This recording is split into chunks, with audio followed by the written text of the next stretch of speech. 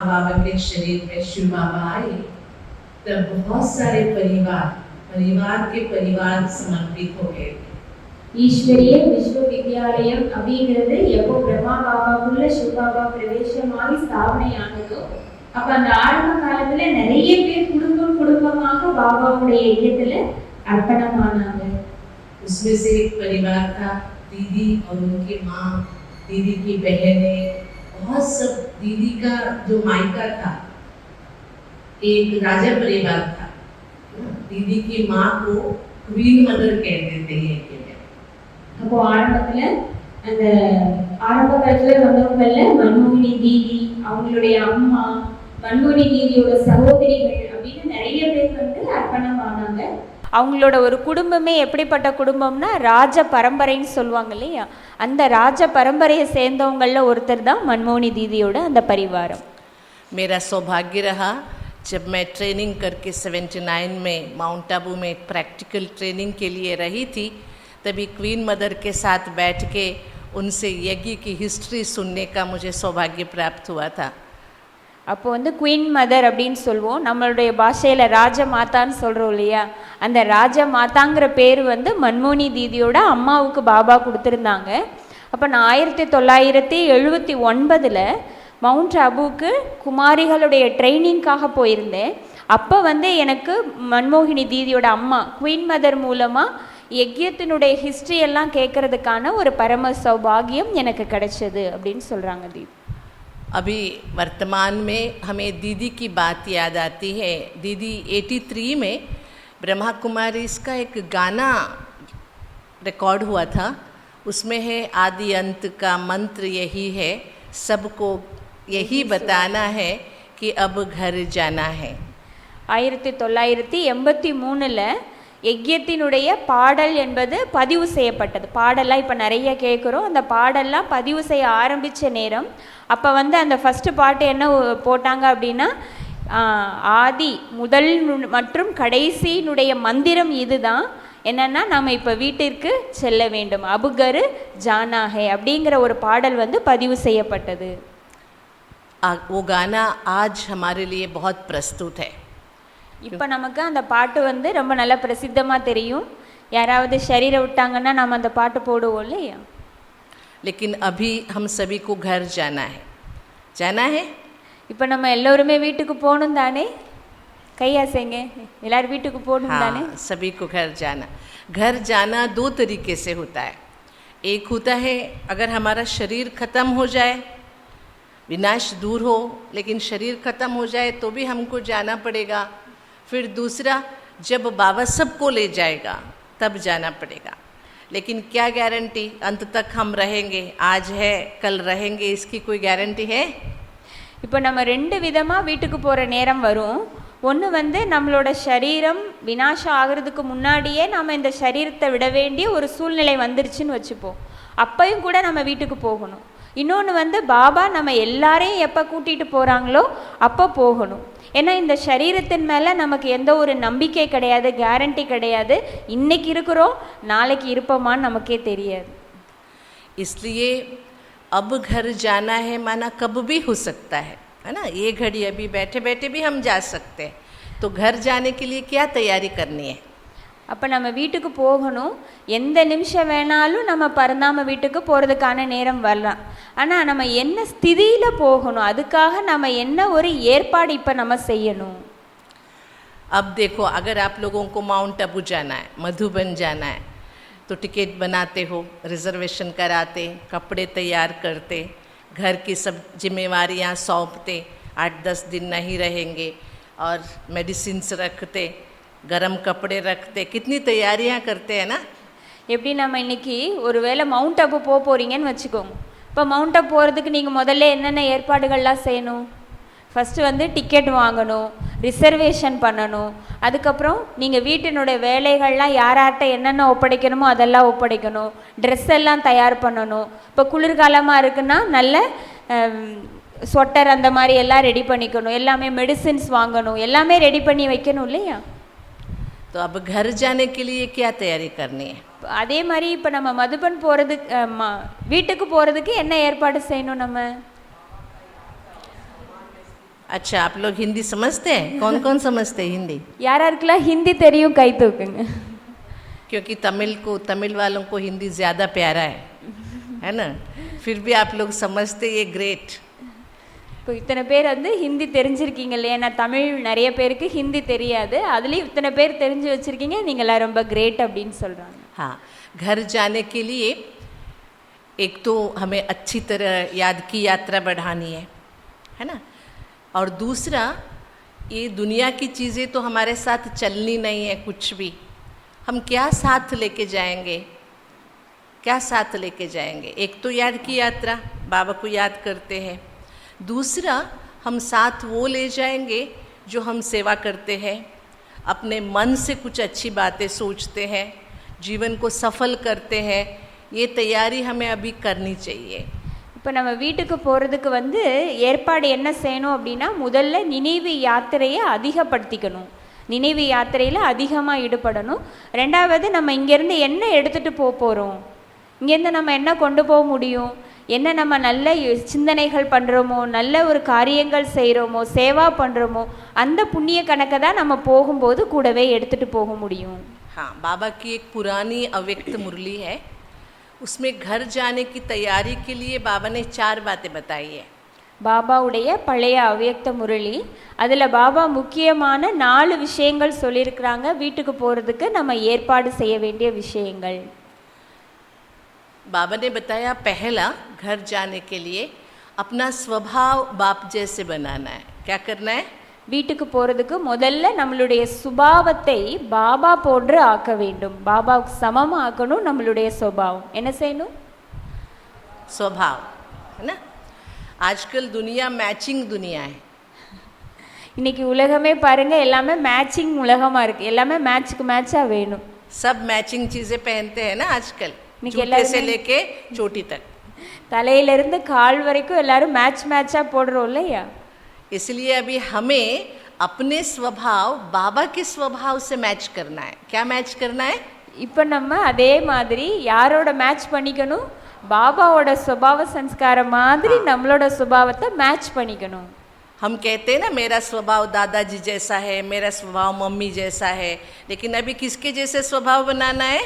இவ்வளோ நாளாக நம்ம சொல்லுவோம்லே, என்னோட சன்ஸ்காரம் எங்கள் தாத்தா மாதிரி இருக்கும், என்னோட சன்ஸ்காரம் எங்கள் அம்மா மாதிரி இருக்கும்லாம் சொல்கிறோம் இல்லையா? அந்த மாதிரி இப்போ நம்மளோட சன்ஸ்காரத்தை யாரை போல உருவாக்கிக்கணும்? பாபா போல. दूसरा, हमें घर जाने के लिए अभी हमें कोई भी अभाव का असर नहीं होना चाहिए. अभाव माना कोई चीज़ कम है तो उसका असर हमारे ऊपर नहीं होना चाहिए. இப்போது நமக்குள்ளே எந்த ஒரு அபாவ் அப்படிங்கிறது என்ன அப்படின்னா, ஏதாவது ஒரு குறை இருக்குது, ஏதாவது ஒன்று குறை ஏதாவது நமக்கு இல்லை அப்படின்னா கூட அதனுடைய தாக்கம் நம்மளோட மனதில் இருக்கக்கூடாது. அந்த மாதிரி ஒரு மனநிலையில் நாம் இருக்கணும். ज़्यादातर देखो, हम खाने को बैठते हैं, थोड़ा सा नमक कम हो गया तो चेहरा कैसे बनाते, अरे है ना, थोड़ा सा नमक कम हो गया तो कितना परेशान हो जाते. अंतिम समय में बाबा कहता है, पीने के लिए पानी तक नहीं मिलेगी, अभाव बहुत होगा. तो लेकिन अभी से अगर हम उसका अभ्यास करते, कोई कुछ भी हो, तो हम अंतिम समय को अच्छी तरह से फेस कर सकते हैं. இப்போ உதாரணமாக என்ன சொல்கிறாங்கன்னா, எந்த ஒரு குறையினுடைய தாக்கம் இருக்கக்கூடாதுன்னா அதுக்கான உதாரணம் தீதி என்ன சொல்கிறாங்கன்னா, நீங்கள் இப்போ சாப்பிட உட்காந்துருக்கீங்க டைனிங்கில், உங்கள் சாப்பாடில் வந்து உப்பு கொஞ்சம் கம்மியாக இருக்குது, உடனே உங்களோட முகம் எப்படியெல்லாம் மாறுது, இன்றைக்கி இந்த விஷயம் இப்படி நல்லா இல்லை, அப்படி நல்லா இல்லை அப்படின்னு சொல்லி உடனே முகம் எவ்வளோ மாறுது இல்லையா? ஆனால் இந்த மாதிரி அதனுடைய தாக்கம் இல்லாமல் நம்ம எந்த ஒரு சூழ்நிலை எது எப்படி இருந்தாலும் அதை அப்படியே ஏற்றுக்கொள்ளக்கூடிய ஒரு சுபாவத்தை இப்போதிலிருந்தே நமக்குள்ளே நம்ம உருவாக்கிக்கணும். அதனுடைய தாக்கம் நம்மள்கிட்ட வரக்கூடாது. तो दूसरा क्या हो गया? पहला स्वभाव, दूसरा है अभाव। अभाव, तीसरा है प्रभाव. மூன்றாவது என்னன்னா பிரபாவம், தாக்கம். बाबा कहते हैं हमें एक बाबा के प्रभाव में रहना है, दूसरे किसी के प्रभाव में नहीं आना है. அப்போது பாபா என்ன சொல்கிறாங்கன்னா, நாம் ஒரே ஒரு பாபாவினுடைய பிரபாவத்தில் தான் இருக்கணும், வேறு யாரினுடைய தாக்கத்திலையும் நம்ம போகக்கூடாது. हम ज़्यादातर क्या हो जाते हैं, जन्मों की आदत है हमें व्यक्तियों के प्रभाव में आने का. இன்னைக்கு நம்ம அதிக பிறவிகளாக நம்ம ஆத்மாவில் என்ன ஒரு சன்ஸ்காரம் இருக்குது அப்படின்னா, யாராவது ஒரு மனிதர்களுடைய தாக்கத்தில் போகிறதே நமக்கு ஒரு சன்ஸ்காரமாக இருக்குது. हाँ, अगर किसी से अच्छी बातें मिलती है तो ले सकते हैं. हमारी संस्कृति में कहते हैं आनो भद्राः क्रतवो यन्तु विश्वतः. इसका मतलब होता है अच्छे विचार कहाँ से भी आए हम स्वीकार करें, लेकिन प्रभाव में नहीं आना है. அப்போ நம்ம தாக்கத்தில் போகிறது அப்படின்னா, நம்ம சம்பந்த தொடர்பில் வர்றவங்கள்ட்ட யார்கிட்டயாவது நல்ல விஷயம் இருக்குது அப்படின்னா அந்த நல்ல விஷயத்தை நாம் எடுத்துக்கலாம், அந்த நல்ல விஷயத்தை கற்றுக்கொள்ளலாம். ஆனால் அவர்களுக்கு நாம் வசமாக ஆகிடக்கூடாது, அந்த நல்ல விஷயத்தை மட்டும்தான் எடுத்துக்கணும். हाँ, लेकिन क्या हो जाता है भगवान से ज़्यादा, आप मुझे बताइए, कल की बाबा की मुरली याद है, परसों की याद है? नहीं. लेकिन 10 साल पहले अगर किसी ने आपको डांटा होगा, किसी ने आपको इंसल्ट किया होगा, वो याद है कि नहीं है, बताइए. இப்போ இதுக்கும் ஒரு உதாரணம் என்ன உங்களுக்கு சொல்ல வரேன்னா, இப்போ பாபா நேற்று என்ன முரளி சொன்னாருன்னு நமக்கு நினைவில் இருக்கா? முந்தா நாள் என்ன சொன்னாங்கன்னு நினைவில் இருக்கா? ஆனால் அதுக்கு நினைவில் இருக்கோ இல்லையோ, 10 நாளைக்கு முன்னாடியோ இல்லை 10 மாதத்துக்கு முன்னாடி, ஒரு வருஷத்துக்கு முன்னாடியோ யாராவது உங்களை நிந்தனை பண்ணாங்க, இன்சல்ட் பண்ணாங்க, திட்டினாங்கன்னா அது உங்களுக்கு எவ்வளோ நினைவில் இருக்குது, है ना? இப்போ இது கூட என்னது அவங்களோட தாக்கத்தில் போயிட்டீங்க. इसलिए हम व्यक्ति के प्रभाव में, परिस्थिति के प्रभाव में, संस्कारों के प्रभाव में, दुनिया के प्रभाव में, माया के प्रभाव में जल्दी आ जाते हैं. அப்போ நம்ம இதன் மூலமாக என்ன தெரிஞ்சுக்கிறோன்னா, நம்ம இந்த மாதிரி 5 விஷயங்களுடைய தாக்கத்தில் போயிடும். ஒன்று மனிதர்களுடைய தாக்கம், பிரச்சனைகளுடைய தாக்கம், சூழ்நிலையினுடைய தாக்கம், சன்ஸ்காரத்தினுடைய தாக்கம், இயற்கையினுடைய தாக்கம். இந்த மாதிரி 5 விஷயங்களுடைய தாக்கத்தில் நம்ம ஈஸியாக போயிடுறோம். इसलिए बाबा ने कहा है अगर अंतिम समय के लिए तैयार होना है तो सब प्रभावों से मुक्त एक के ही प्रभाव में रहना है. அப்போ நம்ம கடைசி நேரத்தினுடைய பரீட்சையில் நம்ம பாஸ் ஆகணும் அப்படின்னா அனைத்து விதமான இந்த தாக்கத்திலிருந்து விடுபட்டு நாம் ஒரு பாபாவினுடைய தாக்கத்திலேயே இருக்க வேண்டும். और हम स्कूल में पढ़ रहे हैं, बाबा की पाठशाला है. इस पाठशाला में 2 ही सब्जेक्ट है, एक है साकार मुरली, एक है अव्यक्त मुरली. இப்போ நம்மளுடைய இது வந்து வகுப்பு ஒரு ஸ்கூலாக இருக்குது. இந்த ஸ்கூலில் நமக்கு 2 சப்ஜெக்ட் தான். என்ன சப்ஜெக்டு? ஒன்று சாக்கார முரளி, இன்னொன்று அவ்யக்த முரளி. இந்த 2 சப்ஜெக்டை நம்ம படிச்சுட்ருக்கோம். हम जब स्कूल कॉलेज में पढ़ते हैं हमें टेक्स्ट बुक्स होते हैं. टेक्स्ट बुक्स के लिए जब कॉलेज में, यूनिवर्सिटी में पढ़ते हैं तो रेफरेंस बुक्स देते हैं, लेकिन एग्ज़ाम में रेफरेंस बुक्स के प्रश्न नहीं आते, टेक्स्ट बुक्स के ही आते हैं. எப்படி நம்ம ஸ்கூல் அதாவது காலேஜ் அல்லது யூனிவர்சிட்டியில் படிக்கிறாங்கன்னா அவங்களுக்குலாம் தெரியும். நமக்கு எல்லாருக்குமே அந்த ஸ்கூல் காலேஜில் யூனிவர்சிட்டியில் டெக்ஸ்ட் புக்குன்னு ஒன்று இருக்கும். ஆனால் அந்த டெக்ஸ்ட் புக்ஸ்க்கு அப்புறம் அவங்களே ரெஃபரன்ஸ் புக்குன்னு நிறைய விஷயம் இருக்கும். நிறைய ரெஃபர் பண்ணி அதோட ஒப்பிட்டு அந்த விஷயங்களெல்லாம் கலெக்ட் பண்ணி படிக்கணும். ஆனால் எப்போ எக்ஸாம் வருதோ அப்போ எக்ஸாமில் கேட்கக்கூடிய கேள்விகள் எல்லாமே ரெஃபரன்ஸ் பண்ண புக்ஸ்லேருந்து எக்ஸாம் கேள்விகள் வராது, டெக்ஸ்ட் புக்கில் இருந்து மட்டும்தான் கேள்விகள் வரும். इसलिए यहाँ भी हमारे भाई बहनें बहुत सारे आजकल यूट्यूब में बहुत क्लासेस कर रहे हैं, वो सब रेफरेंस है, लेकिन हमारे टेक्स्ट कौन सा है?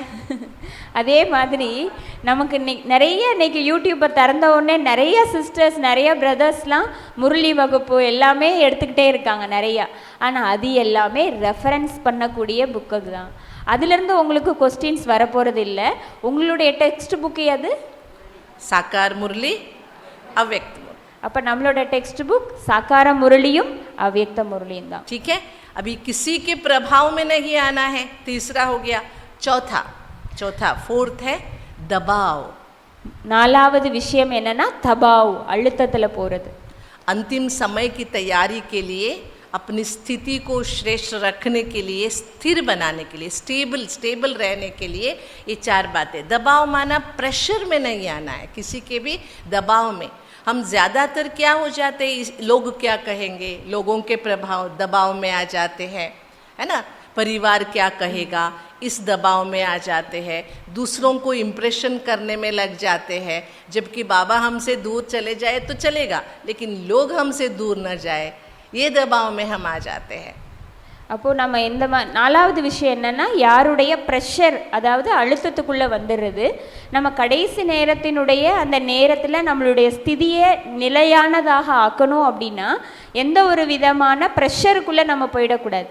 என்ன நினைக்கிறோம் அப்படின்னா, இன்றைக்கி இவங்க வந்து என்ன சொல்லுவாங்கன்னு தெரியலையே, அவங்க ஏதாவது சொல்லக்கூடாது, என்னோடய குடும்பத்தில் இருக்கவங்க ஏதாவது சொல்லிட்டா என்ன பண்ணுறது, இல்லை நான் இந்த மாதிரி உலகத்தில் சோசியல் ஏதாவது சொல்லிட்டாங்கன்னா என்ன பண்ணுறது அப்படின்னு நம்ம வந்து ரொம்ப யோசிக்க ஆரம்பிச்சிடும். அதுக்காக நம்மளுடைய புருஷார்த்தம், நம்மளுடைய விஷயங்களை ஒதுக்கி வைக்க ஆரம்பிச்சிடும். இது கூட என்னென்னா அழுத்தத்தில் போகிறது. அடுத்து வந்து யோகா கூட போனால் பரவாயில்ல, ஆனால் நான் வந்து பாபா விட்டுடலாம் அப்படின்னு நினைக்கிறாங்களா ஒரு சிலர். हिंदी में एक कहावत है, सबसे बड़ा रोग क्या कहेंगे लोग.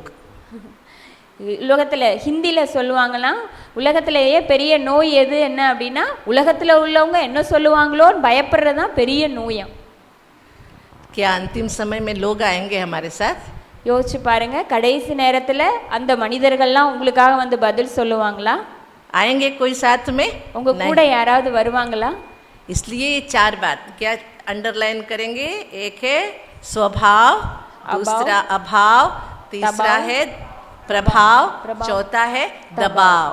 ठीक है, ये बाबा की अव्यक्त मुरली है, मेरी कोई अपनी बात नहीं है. இது எல்லாமே இந்த 4 விஷயங்களும் என்னோட விஷயம் இல்லை, இது எல்லாமே பாபாவுடைய அவ்யக்த முரளியில் வந்த விஷயங்கள். इसलिए मैं इतनी सालों से एक अंडरलाइन करती हूँ अपने पुरुषार्थ में, कोई सेवा अगर हम नहीं करेंगे तो कोई दूसरा कर लेगा, सेवा रुकेगी नहीं. लेकिन अगर हमारी स्थिति खराब हो गई तो हमारी स्थिति बनाने के लिए दूसरा कोई नहीं आएगा. आएगा? नहीं आएगा. इसलिए फर्स्ट अंडरलाइन है, हमें अपनी स्थिति को ठीक रखना है. இப்போ நான் அதனால ஆரம்ப காலத்திலேருந்து இப்போ வரைக்கும் என்னுடைய புருஷார்த்தமே எப்படி இருக்குது அப்படின்னா, நான் வந்து சேவை வந்து செய்யலைன்னா கூட பரவாயில்ல, நான் ஒரு சேவை செய்யலை அப்படின்னா கூட அது வந்து சேவை ஒருபோதும் நிற்க போகிறதில்ல, அது இன்னொருத்தர் மூலமாக அந்த சேவை என்பது தானாகவே நடந்துடும். ஆனால் என்னோட ஸ்திதியை நான் தான் உருவாக்கணுமே தவிர வேறு யாரும் என்னோட ஸ்திதியை உருவாக்கவே முடியாது. அதனால் என்னுடைய முழு கவனம் என்பது என்னோட ஸ்திதியை நான் நல்லபடியாக வச்சுக்கிறதுல தான் என்னுடைய முழு கவனம் என்பது இருக்கணும். स्वस्थिति से सेवा होती है, केवल शब्दों से सेवा नहीं होती है. शब्द स्थिति के आधार से प्रभाव करते हैं. அப்போது சேவை என்பது வெறும் வார்த்தையினால் மட்டும் நடக்கிறதில்லை, சுய ஸ்திதி மூலமாக தான் சேவை தானாகவே நடைபெறும். அதனால் வெறும் வார்த்தையினால் மட்டும் சேவை நடக்கிறதில்ல, சுய ஸ்திதியை எவ்வளோ ஹையஸ்ட் ஆக்கிறோமோ அப்போ சேவை என்பது தானாகவே ஆட்டோமேட்டிக்காக நடக்க ஆரம்பிச்சிடும். तो क्या अंडरलाइन करेंगे आज से? सेवा करनी है, लेकिन कैसे करनी है? स्वस्थिति को ठीक रख के अच्छा बना के सेवा करनी है. அதனால் இப்போ நீங்கள் எல்லோருமே என்ன செய்யலாம்னு நினைக்கிறீங்க? உங்களுடைய சுய ஸ்திதியை சரியாக வைக்கணும், கரெக்டாக வைக்கணும், நன்றாக வச்சுக்கணும். அதை சரி பண்ணிவிட்டு அப்புறம் நீங்கள் சேவை செய்ய வேண்டும். हाँ, और अभी मैं अगर आपको बताऊं, देश भर में गीता के बारे में बहुत सारे प्रोग्राम्स कराती हूँ मैं, है ना. अभी तक हज़ारों प्रोग्राम हो गए हर महीने में. लेकिन मैं सोचती हूँ गीता किसने सुना ये बताइए. இப்போ வந்து உலகத்தளவில் நிறைய கீதையை பற்றி நிறைய நிகழ்ச்சிகள் நாங்கள் வந்து பண்ணியிருக்கிறோம். இதுவரை 1000க்கும் மேலே கீதை பற்றிய ப்ரோக்ராம் வந்து பண்ணியிருக்கிறோம். இப்போ கீதை யார் சொன்னாங்கன்னு சொல்லுங்கள்? शिव बाबा. और हम गीता सुनाने वाले, जैसे कि ये माइक है, मेरी आवाज़ आप तक पहुंचा रही है ना. ये कभी घमंड करता है? घमंड करता है? नहीं. इसी तरह हम भी बाबा के माइक हैं. ज्ञान किसका है? बाबा का. बच्चे किसके हैं? प्रत्यक्षता किसकी होनी है? बाबा की. इसलिए हमें घमंड नहीं करना है. இப்போ உதாரணத்துக்கு இந்த மைக் இருக்குது இல்லையா, இந்த மைக்கு வந்து ஏதாவது கர்வத்தோடு இருக்கா, நான் தான் இவ்வளோ நிறைய சொல்லிகிட்டே இருக்கேன், பேசிகிட்டே இருக்கேன்னு அதுக்கு என்ன கர்வமாக இருக்குது? இல்லை இல்லையா. அதே போல் சேவை என்பது நாம் செய்கிறோம், ஆனால் செய்கிறவர் எல்லாருமே யார்? பாபா. அதனால் எல்லா புகழும் யாருக்கு தான்? பாபா. குழந்தைகள் நாம் எல்லோருமே யாரோட குழந்தைகள்? பகவானோட குழந்தை. பிரத்யட்சா யாருடைய பிரத்யட்சதா? பாபாவுடைய பிரத்யட்சதா. और अगर बातें कहे तो मैं ईश्वरीय ज्ञान में आई गीता के कारण. நான் எப்போ ஞானம் என்பதை அடைந்தேனோ அதுவே எதனாலனா கீதையினுடைய காரணத்தினால தான் நான் ஞானத்தையே அடைந்தேன். मैं एक लौकिक में बहुत बड़े जॉइंट फैमिली से हूँ. हमारे घर में हम 35 लोग रहते थे. 35. இப்போ உங்க ஃபர்ஸ்ட் ஞானம் கேட்டாங்களே, அவங்களுடைய குடும்பம் வந்து பெரிய ஒரு கூட்டு குடும்பம், 35 பேர் இருக்கக்கூடிய பெரிய கூட்டு குடும்பம் அது. घर इतना बड़ा था, खाने के लिए घंटी बजाते थे घर में. அப்போ அவங்க வீட்டில் வந்து சாப்பிடணும் அப்படின்னா என்ன பண்ணுவாங்களா, மணி அடிப்பாங்களா. மணி அடித்த உடனே எல்லாரும் சாப்பிட வருவாங்களாம். अच्छा एक धार्मिक परिवार था. और मैं जब 8वीं कक्षा में पढ़ रही थी, 8th स्टैंडर्ड में, तब हमारे वहाँ, मैं कर्नाटक से हूँ, कोस्टल कर्नाटक से हूँ, तो हमारे वहाँ ना गीता के ऊपर कॉम्पिटिशन्स करते हैं. दिसंबर के महीने में गीता जयंती मनाते हैं. उस समय गीता के ऊपर कॉम्पिटिशन चलता है. जब 8वीं में थी तो कॉम्पिटिशन में मैंने हिस्सा लिया था. அப்போ இவங்களுடைய வயது வந்து 8 படிக்கும்போது இவங்க கிருஷ்ணரோட ஜெயந்தி, அதாவது கீதா ஜெயந்தி அப்போ டிசம்பர் மாதம் வருமா, அப்போ ஸ்கூலில் வந்து காம்படிஷன் வைப்பாங்களா, போட்டி. அந்த போட்டியில் தீதியும் வந்து பங்கெடுத்துக்கிட்டாங்க. उस साल हमको 9वां अध्याय दिया था, 9th चैप्टर, गीता का 9th चैप्टर दिया था. அப்போ அதில் அந்த காம்படிஷனில் இவங்களுக்கு வந்து 9வது அத்தியாயம் வந்து இவங்களுக்கு அந்த போட்டியில் கொடுத்துருந்தாங்க. जब मैं कंपटीशन के लिए तैयारी कर रही थी, उसमें 9वें अध्याय में 25वां श्लोक, 25th श्लोक है, यान्ति देवव्रता देवान् पितॄन् यान्ति पितृव्रताः भूतानि यान्ति भूतेज्य यान्ति मध्या जिनोपिमा. அப்போ அந்த 9வது அத்தியாயத்தில் வந்து 25 ஸ்லோகன்கள் என்பது இருக்குமா, 25 ஸ்லோகன்கள். उसका अर्थ है जो जिसको पूजता है वो उसके पास जाता है. माना देवताओं को पूजने वाले देवताओं के पास जाते, पितरों को पूजने वाले पितरों के पास जाते, भूतों को पूजने वाले भूतों के पास जाते, और मुझे पूजने वाले मेरे पास आते. அப்போ அந்த ஸ்லோகன் வந்து இப்போ கூட தீதி பாருங்கள் எவ்வளோ நினைவாக சொல்கிறாங்க. அதில் என்ன வார்த்தைகள் வருது, அதனுடைய அர்த்தம் என்ன அப்படின்னா, யார் தேவதைகளை பூஜை செய்கிறாங்களோ அவங்க தேவதைகள்கிட்ட போயிடுவாங்க. பித்ருக்கள் யாருடைய நம்மளுடைய முன்னோர்களை பூஜை செய்கிறாங்களோ அவங்க எங்கே போயிடுவாங்களோ, முன்னோர்கள்ட்ட போயிடுவாங்க. பூதங்களை வந்து பூஜை, ஐம்பூதங்களை பூஜை பண்ணுறவங்க பூதங்கள்கிட்ட போயிடுவாங்க. ஆனால் என்னை பூஜிப்பவர்கள், என்னை நினைப்பவர்கள் என்கிட்ட வந்துடுவாங்க. அப்படிங்கிறது தான் அந்த கீதையினுடைய ஸ்லோகன். उस समय मुझे ज्ञान नहीं था. तब जब मैंने वो पढ़ा तो मेरे मन में प्रश्न आया, ये जो कह रहा है ये भूत भी नहीं है, देवता भी नहीं है, पितृ भी नहीं है, ये मुझे कहने वाला कौन है? அப்போ எனக்கு என்ன ஒரு சிந்தனை வந்தது அப்படின்னா, இதை யார் சொல்கிறாரோ அவர் என்ன கிடையாதுன்னா பூதமும் கிடையாது, ஐம்பூதங்களும் அவர் கிடையாது, அவர் முன்னோரும் கிடையாது, அவர் தேவதையும் கிடையாது. என்னை நினைப்பவர்கள் என்னிடத்தில் வந்து விடுவார்கள்னு அப்போ இதை சொல்கிறது யாரு அப்படின்னு எனக்கு ஒரு சிந்தனை வந்தது. मैंने घर में बड़ों से पूछा, घर के पुरोहित होते हैं ना, आप लोग क्या कहते हैं, घर के एक पुरोहित होते हैं, उनसे भी पूछा, मेरे संस्कृत टीचर से पूछा, किसी ने मुझे जवाब नहीं दिया और कह दिया कि छोटी मुँह बड़ी बात है, चुप बैठ. அப்போ நான் இதை பற்றி எல்லார்கிட்டையுமே கேள்வி கேட்க ஆரம்பிச்சிட்டேன். இது ஏன் இப்படி சொல்கிறாங்க, இது யார் சொல்கிறது அப்போது அப்படின்னு வீட்டில் இல்லைங்க எல்லார்ட்டையும் கேட்டேன். வீட்டில் வந்து ரொம்ப வயதானவங்க முன்னோர்கள் இருப்பாங்க இல்லையா, அவங்கள்ட்டையும் கேட்டேன், அவங்களுக்கு தெரியல. நிறைய சாஸ்திரங்கள் எல்லாம் படித்தவங்கள்ட்ட போய் கூட கேட்டேன், அவங்களும் எனக்கு தெரியாது. அவங்க என்ன சொல்லிட்டாங்கன்னா, அதெல்லாம் பேசக்கூடாது, பேசாம இரு அப்படின்னு சொல்லிட்டாங்க. लेकिन उस कंपटीशन में मुझे प्राइज़ मिला था. प्राइज़ देने के लिए श्रृंगेरी के जगत गुरु जी आए थे. बड़ा कंपटीशन था, स्टेट लेवल कंपटीशन था, उसमें मुझे प्राइज़ मिला था. तो प्राइज़ देने के लिए श्रृंगेरी के शंकराचार्य जो जगत गुरु है वो आए थे. मैं स्टेज पर गई. मैं लौकिक में श्रृंगेरी हमारा गुरुपीठ है, घर का जो गुरुपीठ होता है वो श्रृंगेरी है. इसीलिए वो जगत गुरु जी जो पुराने थे, बूढ़े थे, बहुत अच्छे थे, बार बार हम घर वाले मिलते थे, तो मैं उससे जैसे कि वो हमारे दादाजी जैसे थे हमारे लिए. அப்போ வந்து தீதி வந்து அந்த காம்படிஷன், கீதையினுடைய காம்படிஷனில் ஜெயிச்சிட்டாங்க. அந்த போட்டிக்காக பரிசு கொடுக்கறதுக்காக யார் வந்தாங்க அப்படின்னா, ஸ்ருங்கேரியினுடைய ஜெகத்குரு சங்கராச்சாரியர் அப்படிங்கிறவர் வந்தாங்க. அவங்க தான் இவங்க லௌகீகத்தில் இவங்க குடும்பத்துக்கே குரு பீடம் அப்படின்னு சொல்லுவாங்க. அந்த குரு பீடத்தை சேர்ந்தவராக இருந்தார். அதனால் குடும்பத்தில் உள்ளவங்க எல்லாருக்குமே இவங்கள வந்து அந்த குரு பீடம் அந்த அவருக்கும் சங்கராச்சாரியாருக்கும் தெரியும். அவர் வந்து ஒரு தாத்தா மாதிரி, நம்மளோட வீட்டு ஒரு தாத்தா மாதிரி தான் அவர். ஸோ அவருக்கு வந்து அவர் தான் எனக்கு gift கொடுக்கறதா, பரிசு கொடுக்கறதா இருந்தது. நான் ஸ்டேஜுக்கு மேலே போயிட்டேன். मैंने उनसे प्रश्न पूछा, प्राइज़ लेने के लिए गई छोटी थी 13 साल की ना, मैंने उनसे पूछा ये इस श्लोक का अर्थ बताइए मुझे, जो मैंने कहा यान्ति देवव्रता देवान पितॄन् यान्ति पितृव्रता भूतानि यान्ति भूतेज्य यान्ति मद्या जिनोपेमा। छोटे बच्चे, छोटे अक्कल, मैंने उनसे पूछ लिया इस श्लोक का अर्थ बताइए। उन्होंने मुझे संस्कृत का कन्नड़ में अर्थ बता दिया। तो मैंने कहा ये तो मैं भी जानती हूँ, संस्कृत टू कन्नड़ा तो मैं भी जानती हूँ, लेकिन वास्तविकता क्या है, ये मुझे कहने वाला कौन है, मुझे बताइए।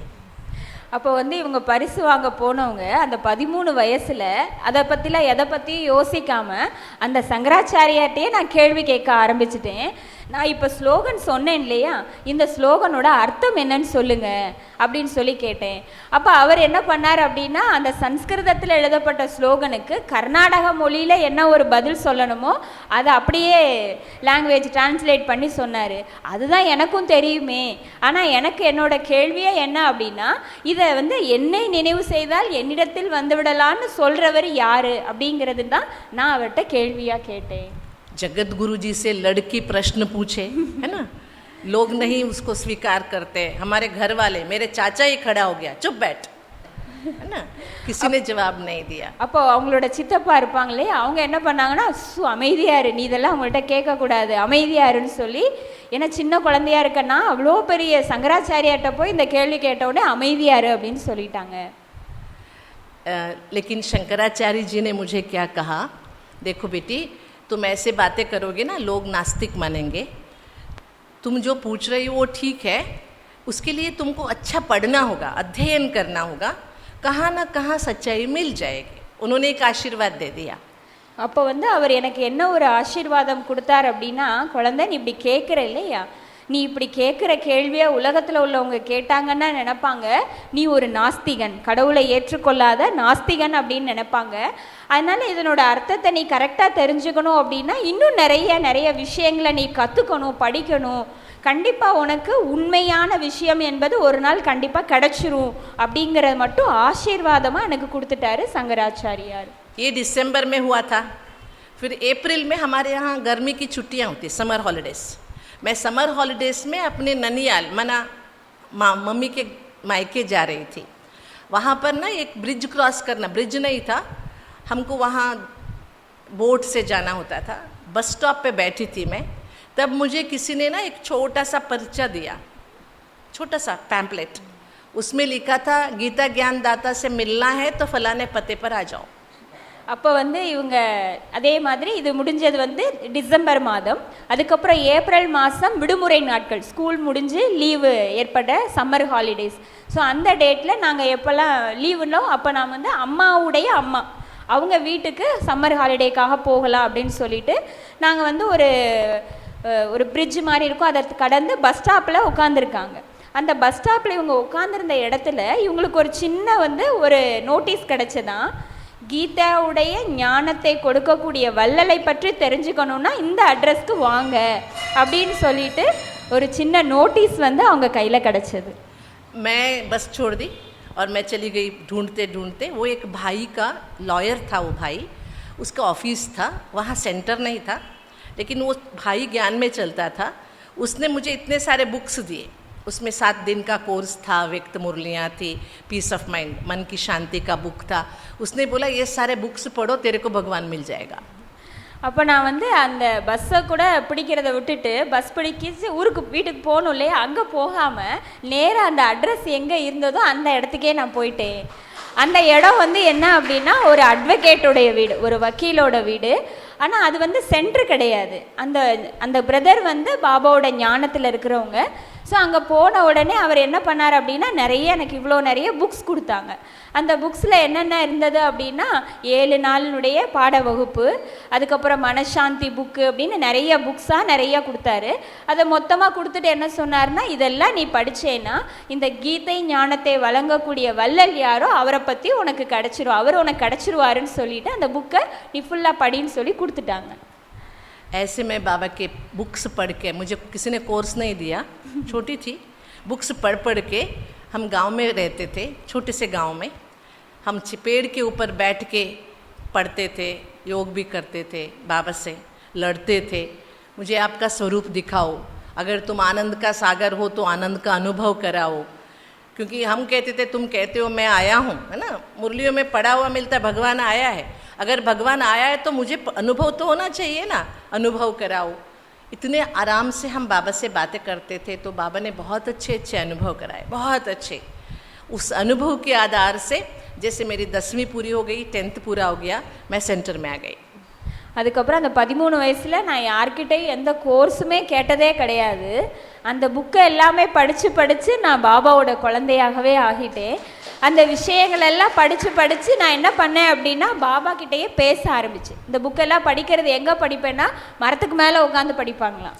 மரத்துக்கு மேலே உட்காந்து படிச்சுட்டு பாபா கிட்ட பேசுவாங்களாம், நீ தான் ஆனந்த கடல் சொல்கிறேல்ல, அந்த ஆனந்த ஸ்வரூபத்தை எனக்கு அனுபவம் செய்து காட்டு, எனக்கு ஆனந்த ஸ்வரூபத்தை காட்டுங்க, நான் வந்திருக்கேன்னு சொல்கிறீங்கல்ல, அப்போ எனக்கு உங்களோட ஸ்வரூபம் என்னங்கிறத காட்டுங்க அப்படின்னு நான் பேசவும் செய்வேன், அவர்கிட்ட சண்டை போடவும் செய்வேன். எல்லாமே நான் பாபா கிட்ட நேரடியாக பேச ஆரம்பித்தேன். அதுக்கப்புறம் 10வது வகுப்பு முடிஞ்ச உடனே நான் பாபாவுடைய சென்டரில் சமர்ப்பணம் ஆகிட்டேன். लेकिन मुझे आगे पढ़ने का बहुत शौक़ था, पढ़ाई का शौक़ था, और मैं हुबली में समर्पित हुई। हुबली में बड़े भाई साहब रहते, बसवराज भाई जी, उनके साथ सेवा करने का मुझे मौका मिला। और कन्नड़ में एक मैगज़ीन निकलता था, विश्व नव निर्माण, भाई जी उसमें आर्टिकल लिखते थे। भाई जी नौकरी करते थे तभी, हमारे जो समर्पित भाई जी है, तो शाम को आके वो बोलते थे, मैं लिखती थी, मैं शॉर्ट हैंड जानती हूँ, शॉर्ट हैंड में लिखती थी, फिर टाइप करती थी। ऐसे भाई जी के साथ काम करते करते, और जो गीता में मेरा इंटरेस्ट था, भाई जी के साथ सेवा करते गीता का इंटरेस्ट और बढ़ गया। आप सभी जानते हो हुबली में बहुत बड़ा गीता म्यूज़ियम बना हुआ है एक। ஹூப்ளியில் தான் சிஸ்டர் தீதி சமர்ப்பணம் ஆனாங்க. அந்த ஹூப்ளியில் பசவராஜ் அப்படிங்கிற ஒரு பெரிய சகோதரர் தான் சென்டர் பார்த்துட்டு இருந்தாங்க. அவங்க என்னென்னா லௌகிக் வேலையும் பார்த்துக்கிட்டு சென்டரும் பார்த்துக்கிட்டாங்க. அதனால் பகலில் வேலைக்கு போயிடுவாங்க. இவங்க அந்த 10 வகுப்பு படிச்சிருந்தாலும் கூட இன்னும் படிக்கணும் அப்படின்னு படிக்கிறதுல இன்ட்ரெஸ்டாக இருந்தாங்க இல்லையா. அதனால் சாயங்காலம் ஆஃபீஸ் முடிஞ்சு அவங்க வந்த உடனே கீதையினுடைய நவநிர்மான், உலகத்தோடைய நவநிர்மான் அப்படின்னு கன்னடத்தில் ஒரு மேகசின் வெளியிட்டோம். ஸோ அதுக்கான ஆர்டிகல்ஸ் எல்லாமே சகோதரர் சொல்லிகிட்டே வருவாங்களாம். சகோதரி தீதி என்ன பண்ணுவாங்களா, ஷார்ட் ஹேண்டில் எழுதிடுவாங்களாம். உடனே ஷார்ட் ஹேண்டில் எழுதி அதை டைப் பண்ணி அந்த ஆர்டிக்கிளுக்கு அனுப்புவாங்க. ஸோ அந்த மாதிரி ஒரு சேவை ரொம்ப நான் ஈஸியாக பழகிட்டேன். இந்த ஒரு சேவையில் என்னை இணைச்சிக்கிட்டேன். அடுத்து கீதையை பற்றி ரொம்ப நல்ல ஒரு மியூசியம் அப்படிங்கிறது கூட ஹூப்ளியில் பெரிய கட்டடமாக இருக்குது. கீதைக்காகவே மட்டுமே ஒரு பெரிய மியூசியம் அந்த ஹூப்ளியில் உருவாக்கப்பட்டிருக்கு. அதெல்லாம் உங்களுக்கு தெரியுமா அப்படின்னு கேட்குறாங்க சகோதரி. अभी हम इसी के ऊपर, अब गीता के ऊपर ट्रेनिंग भी चल रहा है। वहाँ पर 114 स्टॉल है गीता के ऊपर, बहुत बड़ा म्यूज़ियम बना है। அப்போ அங்கே ஹூப்ளியில் ட்ரைனிங் இன்ஸ்டியூட்டும் இருக்குது, கீதையை பற்றிய ட்ரைனிங் இன்ஸ்டியூட்டும் இருக்குது. அதில் 144 ஸ்டால்ஸ் இருக்குது. அந்த அந்த மியூசியம்குள்ளேயே 144 ஸ்டால்ஸ் கீதையை பற்றிய விஷயங்களே இருக்குது. आप सबको भी आना है उमा दीदी के साथ। நீங்கள் எல்லோருமே கூட அந்த கீதையினுடைய மியூசியத்துக்கு அவசியம் வரணும் உமா தீதி கூடன்னு சொல்கிறாங்க. எல்லாரும் வந்துடுறீங்க? हाँ, अभी मैंने ये 15 साल से गीता की सेवाएं करना शुरू किया है। इसका भी एक छोटा सा रीज़न बताती हूँ, टाइम हो रहा है। 15 साल पहले मुझे तबीयत में कुछ हार्मोनल चेंजेस के कारण रात को नींद नहीं आती थी 2 बजे तक। डॉक्टर्स ने कहा ऐसे कोई प्रॉब्लम नहीं है, वो होता है कईयों को हार्मोनल चेंजेस के कारण, चाहिए तो आप गोली खा लो, मेडिसिन्स। मैंने कहा मेडिसिन्स नहीं लेना है। तो रोज़ 2 बजे तक क्या करें, नींद नहीं आती थी। 2 बजे नींद आती थी, फिर 4 बजे उठ जाना अमृत वेला। तो मैं रात को क्या करती थी, सब 10 बजे सो जाते या 11 बजे सो जाते। उसके बाद मैं साकार मुरलियाँ, अव्यक्त मुरलियाँ पढ़ती थी, उसमें से मैं पॉइंट्स निकालती थी गीता के बारे में बाबा ने क्या क्या कहा है। அப்போ சகோதரி தீதி கொஞ்சம் 15 வருஷமாக தான் இந்த கீதையை பற்றிய சேவைங்கிறத ஆரம்பித்தாங்க. இது எப்படி ஆரம்பித்தேங்கிறதுக்கு ஒரு சின்ன ஒரு அனுபவம் சொல்கிறேன். 15 வருஷத்துக்கு முன்னாடி எனக்கு என்ன ஆச்சு அப்படின்னா, உடலினுடைய ஏதோ ஒரு மாற்றத்தினால நைட்டு 2 மணி வரைக்கும் எனக்கு தூக்கம் வராது. ஸோ 2 மணி வரைக்கும் எனக்கு இந்த உடல்நிலை மாறினதுனால தூக்கம் வரலைன்போது டாக்டர்கிட்ட கேட்டபோது அவங்க என்ன சொன்னாங்கன்னா, நீங்கள் தூக்கத்துக்கு மாத்திரை சாப்பிடுங்க அப்படின்னு சொல்லிட்டாங்க. பட் நான் என்ன சொன்னேன்னா, இல்லை நான் தூக்க மாத்திரையெல்லாம் சாப்பிட மாட்டேன் அப்படின்னு சொல்லிட்டாங்களாம். அப்போ நான் 2 மணி வரைக்கும் என்ன பண்ணுறது? எல்லோரும் வந்து 10 மணிக்கு தூங்குவாங்க, இல்லை 11 மணிக்கு தூங்கிடுவாங்க. அப்போ நான் 2 மணி வரைக்கும் என்ன பண்ணுறதுன்னு நினைக்கும் போது சாக்கார முரளி, அவ்யக்த முரளியை படிச்சுக்கிட்டே இருப்பேன். அதில் பாபா வந்து கீதையை பற்றி என்னென்னலாம் விஷயங்கள் சொன்னாங்களோ அது எல்லாமே நான் கலெக்ட் பண்ணி நோட் பண்ணி வச்சுக்கிட்டேன். उसके बाद मैंने क्या किया, अलग अलग गीताएं लाइब्रेरी से, जैसे कि गोखले की गीता है, गोपाल कृष्ण गोखले जी की, तिलक की गीता है, गांधी जी की है, विवेकानंद जी की है, विनोबा भावे की है, रमन महर्षि जी की गीता के ऊपर टिप्पणियाँ हैं, और बहुत सारे गीता के बारे में जो अलग अलग लोगों की सोच है वो सारा बुक्स लाके मैं रात को पढ़ती थी. वो लोग क्या कहते हैं और बाबा क्या कहते हैं, ऐसे करते मैंने कुछ नोट्स बनाए. இப்போ பாபாவோட முரளியில் பாபா என்ன சொன்னாங்களோ அதெல்லாம் ஒரு பக்கம் நோட் பண்ணி வச்சுட்டு, இன்னொரு பக்கம் உலகத்தில் பொதுவாக எல்லோரும் கீதையை பற்றி என்ன சொல்லியிருக்காங்க. இப்போ ரமண மகரிஷி இருக்காருன்னா அவர் என்ன சொல்லியிருக்கார், விவேகானந்தர் வந்து அந்த கீதையை பற்றி என்ன சொல்லியிருக்காரு, அதே போல் வினோப் பாபாவே, இந்த மாதிரி நிறைய பேர் என்னென்னலாம், கோபாலகிருஷ்ண கோகலே, இவங்கெல்லாம் என்னென்னலாம் சொல்லியிருக்காங்களோ அதில் உள்ள விஷயங்கள் எல்லாத்தையுமே நான் நோட் பண்ணி வச்சுக்கிட்டேன். उसके बाद मैंने क्या किया, मुझे मतलब कुछ प्रॉब्लम्स के कारण टूर नहीं करना था. डॉक्टर्स ने 6 महीना टूर करने, कहीं नहीं जाना, बस में नहीं जाना. तो मैं सेंटर में रहती थी. वैसे भी गुरुवार के दिन बाबा के घर में ज़्यादा बाबा के बच्चे आते हैं. उस दिन मैं क्या करती थी, मैंने जो पढ़ा उसका एक रफ नोट्स बना के मैंने एक आइडिया बनाया. गीता, अर्जुन को टेंशन हो गया था, Arjun was in depression. Depression से बाहर निकलने के लिए अर्जुन को भगवान ने काउंसलिंग किया. அப்போ வந்து 6 மாதம் இவங்களுக்கு வந்து எங்கேயுமே ட்ராவல் பண்ணக்கூடாதுன்னு வேற சொல்லிட்டாங்களாம். அப்போ 6 மாதம் நான் எங்கேயுமே போக முடியாது, காரில், ட்ரெயினில், பஸ்ஸில் எங்கேயுமே நான் போகக்கூடாது. அப்போ நான் சென்டர்லேயே தான் இருந்து சென்டரை பார்த்துக்கிட்டேன். அப்போ அந்த டேஸில் நான் என்ன பண்ணேன் அப்படின்னா, ஒரு பட்டியல் மாதிரி தயார் பண்ணேன். என்ன அது பட்டியல் அப்படின்னா, அர்ஜுனன் வந்து டென்ஷனில் இருக்கார். அந்த டென்ஷனில் இருக்கிறவருக்கு கவுன்சிலிங் யார் கொடுக்குறா, பகவான் கவுன்சிலிங் கொடுக்குறாரு அப்படின்னு சொல்லி அது ஒரு டைட்டிலில் அதை வந்து ரெடி பண்ணோம். ऐसे करते मैंने एक कोर्स तैयार किया, dealing the depression through the knowledge of Bhagavad Gita. Dealing the depression, டிப்ரெஷனை வந்து பகவானுடைய நாலேஜ் மூலமாக எப்படி சரி செய்வது, கீதையோட நாலேஜ் மூலமாக எப்படி சரி செய்வதுங்கிற தலைப்பில் அந்த வந்து ஒரு ரெடி பண்ணிட்டோம் ஆர்டிக்கிள். उसको बाद में हमने क्या किया, मैं एडमिनिस्ट्रेटिव विंग में सेवा करती हूँ, ऑफिसर्स की सेवा होती है. तो ऑफिसर्स के इसलिए मैंने एक पावर पॉइंट बनाया, गीता के द्वारा स्ट्रेस मैनेजमेंट कैसे हो सकता है, ऐसे एक पावर पॉइंट बनाया. उसका बहुत अच्छा रिजल्ट निकलता था. उसके बाद मुझे सभी ने, बड़ों ने कहा कि केवल एडमिनिस्ट्रेटर्स के लिए क्यों, सभी के लिए भी तो गीता ऐसे बोल सकते हैं. तो ऐसे करके गीता पब्लिक में, जैसे कि खुशनुमा जीवन के लिए गीता का संदेश क्या है, दुखों से मुक्त होने के लिए गीता का संदेश क्या है, ऐसे टॉपिक देके 3-3 दिन का गीता का कोर्सेस कराती हूँ मैं. ஸோ அதை வச்சு அவங்க என்ன செய்ய ஆரம்பிச்சிட்டாங்கன்னா, அட்மினிஸ்ட்ரேஷன் விங், ஆஃபீஸில் ஒர்க் பண்ணுற பீப்புளுக்கான அட்மினிஸ்ட்ரேஷன் விங்கில் நான் இருந்ததுனால இந்த ஆஃபீஸர்ஸ்க்கு எல்லாருக்குமே நான் இதை ஒரு கிளாஸாக எடுக்க ஆரம்பித்தேன். அதை வந்து பவர் பாயிண்ட்டாகவே போட்டு நம்ம டிப்ரெஷனில் இருக்கிறவங்களுக்கு கீதையினோட நாலேஜ் மூலமாக அதிலேருந்து எப்படி வெளியில் வர்றது அப்படிங்கிறதுக்கான டாப்பிக்கில் அவங்களுக்கு எல்லாருக்குமே இந்த கிளாஸஸ் எடுக்க ஆரம்பித்தோம். அதுக்கப்புறம் பெரியவங்க மூலமாக எங்களுக்கு என்ன ஒரு இன்ஸ்ட்ரக்ஷன் கிடச்சிது அப்படின்னா, ஏன் நீங்கள் இதை வெறும் ஆஃபீஸர்ஸ்க்கு, அட்மினிஸ்ட்ரேட்டருக்கு மட்டும் பண்ணுறீங்க, எல்லாருக்குமே இது ரொம்ப யூஸ்ஃபுல்லாக இருக்குது அப்படின்னு சொல்லிட்டு அதனுடைய பலன் ரொம்ப நல்லா வெளிப்பட்டதுனால எல்லாருக்குமே பண்ணணும்னு சொன்னாங்க. அதுக்காக மகிழ்ச்சியான வாழ்க்கைக்கான கீதை ஞானம், இல்லை துக்கத்திலேருந்து விடுபடுறதுக்கான கீதை ஞானம் இப்படிங்கிற டாப்பிக்கில் பப்ளிக்கு எல்லாருக்குமே 3 நாள் வந்து நாங்கள் இதை ஒரு கிளாஸாகவே எடுக்க ஆரம்பிச்சிட்டோம். ஸோ எவ்வளோ பெரிய சேவா பாருங்க. लास्ट में एक अनुभव, मैं उत्तर प्रदेश में गीता का प्रोग्राम पब्लिक में कराती हूँ, ओपन ग्राउंड में प्रोग्राम चल रहा था. दूसरा दिन था, सेकेंड डे. ऐसे लोग बैठते हैं, हज़ारों लोग बैठते हैं. एक भाई ने मेरे से प्रश्न पूछा, गीता में भगवान बार बार कहता है मनमना भव 2 बार आता है, और कहता है मामेकम शरणम रज, मेरे शरण में आ जाओ, मुझे याद करो. ये बातें गीता में बार बार रिपीट होती है। तो उस बंदे ने, एक 28 साल का, मतलब 28 ईयर्स का एक लड़का था, उसने मेरे से प्रश्न पूछा, दीदी भगवान इतना स्वार्थी क्यों है? இப்போ வந்து உத்தரப்பிரதேசத்தில் ஒரு பெரிய பப்ளிக் ப்ரோக்ராம், இந்த மாதிரி பெரிய ஹாலில் ஓப்பன் கிரவுண்டு, பெரிய ஓப்பன் கிரவுண்டில் ப்ரோக்ராம், 2வது நாளினுடைய ப்ரோக்ராம் நடந்துட்டு இருந்தது. அப்போ வந்து ஒரு 23 வயதான ஒரு நபர் என்ன பண்ணார் அப்படின்னா, அந்த ப்ரோக்ராம் நடந்துட்டு இருக்கும்போதே எந்திரிச்சு கேள்வி கேட்டார்.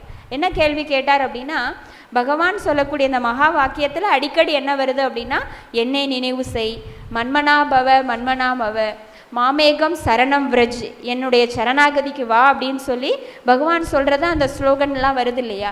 ஏன் பகவான் இப்படி சுயநலமாக இருக்காரு அப்படின்னு சொல்லி கேட்டாராம். अजीब सा प्रश्न था, लेकिन प्रश्न को जवाब तो देना पड़ता है पब्लिक में। नेक्स्ट डे मैंने मॉर्निंग मैंने कहा नेक्स्ट डे दूंगी। अमृत वेले के बाद मैंने उस दिन की मुरली पढ़ी। उस मुरली में बाबा ने कहा था, बाबा ने मन मनाभव कहा है, तन मनाभव नहीं कहा है। அப்போ வந்து அந்த பிரதர் கேட்ட உடனே நான் என்ன பதில் சொன்னேன் அப்படின்னா, நீங்கள் நாளைக்கு வாங்க, நாளைக்கு உங்களுக்கு இதற்குரிய பதில் கிடைச்சிடும் அப்படின்னு சொல்லிட்டேன். அப்புறம் நான் மறுநாள் அமிர்த வேலையில் பாபா கிட்ட பேசிட்டு அமிர்த வேலை முடிச்சுட்டு முரளி எடுத்து படித்தேன். ஸோ அதில் பாபா வந்து என்ன விளக்கம் கொடுக்குறாங்க அப்படின்னா, நான் மன்மனாபவ என்று தான் சொல்லியிருக்கிறேனே தவிர தன்மனாபவ, இந்த உடலால் என்ன நினைவு செய் அப்படின்னு சொல்லி உடலை நினைவு செய்ய சொல்லி நான் சொல்லலை அப்படின்னு சொல்லி சொல்கிறேன். मुझे जवाब मिल गया। देखो मन है ना, मन एवं मनुष्याणाम कारणम बंध मोक्षयोः, मन ही मनुष्य के बंधन और मोक्ष का कारण है, ये हमारी संस्कृति में कहते हैं। अगर मन को तन में लगाया तो काम विकार बढ़ गया, मन को धन में लगाया लोभ बढ़ गया, है ना, मन को संबंधों में लगाया मोह बढ़ गया, मन को पोजीशन में लगाया अहंकार बढ़ गया, मन को अभिमान में लगाया अहंकार बढ़ गया या गुस्सा बढ़ गया। लेकिन भगवान कहता है इन सब से मन हटाकर मेरे में लगाओ। मैं कौन हूँ? मैं निराकार हूँ, मैं आनंद का सागर हूँ, मैं शांति का सागर हूँ। जिसमें मन लगेगा उन जैसे हम बन जाएंगे। அப்போ எனக்கு அதன் மூலமாக என்ன ஒரு தெளிவான விளக்கம் கிடைச்சது அப்படின்னா, அதில் மண் மனாபவன் தான் சொல்லப்பட்டிருக்கே தவிர தன் மனாபவன் சொல்லலை. அதாவது மனம்தான் நமக்கு நாமளே எதிரியாகவும் ஆகுது, நமக்கு நாமே நண்பனாகவும் ஆகுதுங்கிறது அதனுடைய விளக்கம். அப்போ மனதை நான் இந்த உடலோட ஈடுபடுத்தினேன்னா காம விகாரம் அதிகமாயிடுது. இதே மனதை நான் சம்பந்தங்களில் ஈடுபடுத்தினேன்னா பற்று அதிகமாயிடுது. மனதை பொருள் மேலே, செல்வத்தின் மேலே ஈடுபடுத்தினேன்னா அதன் மூலமாக பேராசை அதிகமாகுது. அதே போல் மனதை நான் ஒரு பொசிஷன் மேலே ஈடுபடுத்துகிறேன்னா அகங்காரம், ஈகோ அதிகமாகுது. அடுத்து மனதை அது மூலமாக கோபமும் அதிகமாகுது. அப்போ இப்போது மனதை எதன் மேலே மட்டும்தான் ஈடுபடுத்தணும்? என் மேலே ஈடுபடுத்துங்க. ஒருத்தர் மேலே ஈடுபடுத்தும் போது உங்களோட மனம் என்பது என்னாகும்? எல்லா தீய குணங்கள்லேருந்து விடுபட்டுடும் அப்படிங்கிறதுனுடைய தெளிவான விளக்கம் எனக்கு கிடைச்சது. இதை தான் நான் அவருக்கு புரிய வச்சேன். ये प्रोग्राम हो गया, जहाँ भी प्रोग्राम होता है मैं वहाँ से निकल के आ जाती हूँ, मैं किसी की कांटेक्ट नहीं रखती हूँ। 2-3 साल के बाद मैं पूना से भोपाल जा रही थी। भोपाल में असेंबली में गीता का प्रोग्राम था। இது நான் எந்த ஒரு இடத்துலையுமே ப்ரோக்ராம் பண்ணி முடிச்சிட்டோம் அப்படின்னா அதுக்கப்புறம் யார் கூடயும் நான் எந்த கான்டாக்டெல்லாம் எந்த ஒரு தொடர்புலாம் வைத்துக்கிறது இல்லை. இதெல்லாம் முடிஞ்சு ஒரு 2-3 வருடங்களுக்கு பிறகு பூனேலேருந்து போபாலுக்கு போயிட்டு இருந்தேன்.